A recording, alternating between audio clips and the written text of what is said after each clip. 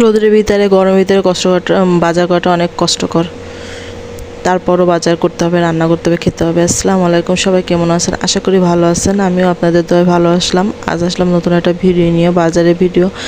আসলে বাজার করাই লাগবে, কি আর করার, পেটের দায় খেতেই তো হবেই, এই জন্য বাজারে চলে যাওয়া। গরম আর যে পরিমাণ রোদ, সেটা আর আপনাদের ভিডিও করে নাই বা দেখাইলাম। কি কি বাজার করলাম সেটাই দেখাইলাম। চিংড়ি মাছ কিনলাম, তেলাপিয়া মাছ কিনছি, আর মাগুর মাছ আমার বাবুরা খুব পছন্দ করে, ওর জন্য ওদের জন্য মাগুর মাছ নিয়ে আসলাম। আর ওরা মুরগি খেতে পছন্দ করে, এই জন্য আমি একটু দেশি মুরগি এইসব পছন্দ করি, ওরা ব্রয়লার মুরগি পছন্দ করে, তাই ওদের জন্য একটা মুরগি এনেছিলাম। আর মুরগির যে পরিমাণ দাম তার বলার বাইরে, ইলিশ মাছেরও প্রচুর দাম। ছোটো একটা ইলিশ মাছ কিনে নিয়েছিলাম, কী আর করার, গরিব মানুষ, কিছু আর করার নেই। তাই আর খেতে যেহেতু হবে তখন তো বাজার করতে হবে কষ্টের ভিতরেও।